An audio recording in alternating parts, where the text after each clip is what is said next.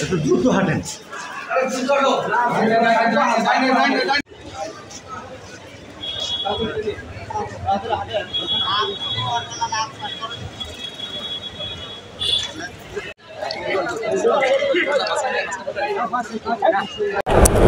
আপনারা জানেন যে গত 2022 সনের 1 সেপ্টেম্বর বিএনপির প্রতিষ্ঠাবার্ষিকীর দিনে আমরা জেলা বিএনপি এবং মহানগর বিএনপি এবং এর অঙ্গ সংগঠনগুলো যৌথ উদ্যোগে আমরা আমাদের প্রতিষ্ঠাবার্ষিকীর একটি বর্ণাঢ্য র্যালি আমরা বের করতেছিলাম ডিআইটি থেকে 2 নম্বর গেট থেকে। ওই সময় আপনার তৎকালীন প্রশাসন, তৎকালীন এসপি, ডিসি এবং অন্যান্য অফিসারদের নেতৃত্বে যে একটা বিভীষিকাময় পরিস্থিতি সৃষ্টি করা হয়,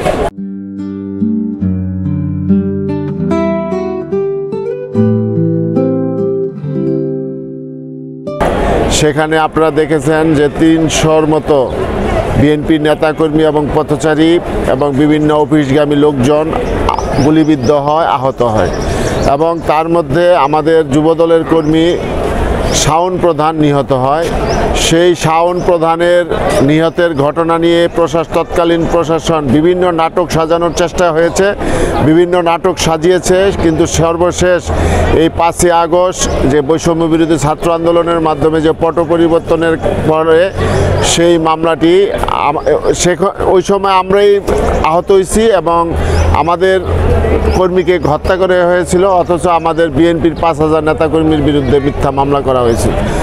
এবং এই যে এরপরে 5ই আগস্টের পরে এই নিহতের ভাই এই আজকের এই হত্যা মামলাটি দায়ের করে এবং এই হত্যা মামলার মধ্যে আজকে যাকে গ্রেপ্তার করে বিজ্ঞ আদালতে রিমান্ডের আবেদন করা হয়েছিল, মাসুদুর রহমান কনক, সে প্রত্যক্ষ একজন অংশগ্রহণকারী এবং আপনাদের মিডিয়ার বিভিন্ন সিনে এবং বিভিন্ন ভিডিওতে দেখা গেছে যে সেই গুলি করছে এবং তার হাতে সেই অস্ত্রটি, মরণাস্ত্রটি ছিল এবং সেই অস্ত্র দিয়ে গুলি করে শাওনকে হত্যা করা হয়। আমরা সেই ভিডিওটি আজকে বিজ্ঞ আদালতে উপস্থাপন করেছি। বিজ্ঞ আদালতে তার আয়ু 7 দিনের পুলিশ রিমান্ড চেয়েছিল। 7 দিনের রিমান্ডের আবেদনের প্রেক্ষিতে আমরা জামিন শুনানি, রিমান্ড শুনানি করেছি এবং তার পক্ষেও আইনজীবী ছিল।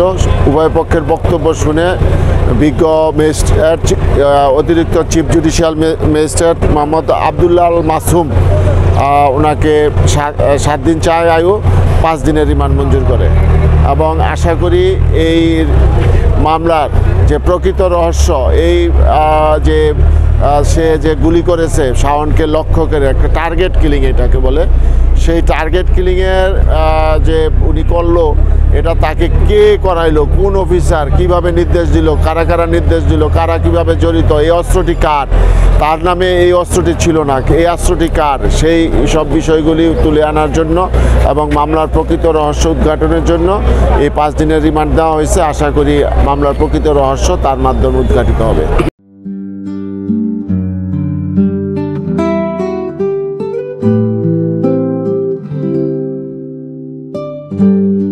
গুলি করছে সেই ভিডিওটাও আমরা আমাদের সাথে আসছিল, আমরা দেখাইছি এবং আমরা যে জিনিসটা দেখছি এবং প্রত্যক্ষদর্শীরা দেখেছে যে সে চাইনিজ রাইফেল দিয়ে গুলি করেছে, যেগুলি বিভিন্ন দেশের সাথে যুদ্ধ লাগলে বা সীমান্ত এলাকায় এগুলি ব্যবহার হয়। এগুলি জনগণের বিরুদ্ধে এইসব অস্ত্র ব্যবহার করা হয় না।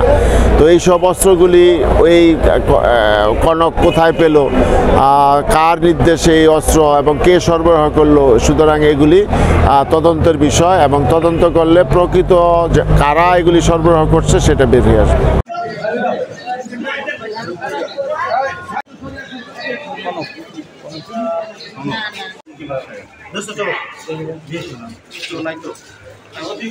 চলেন চলেন চলেন।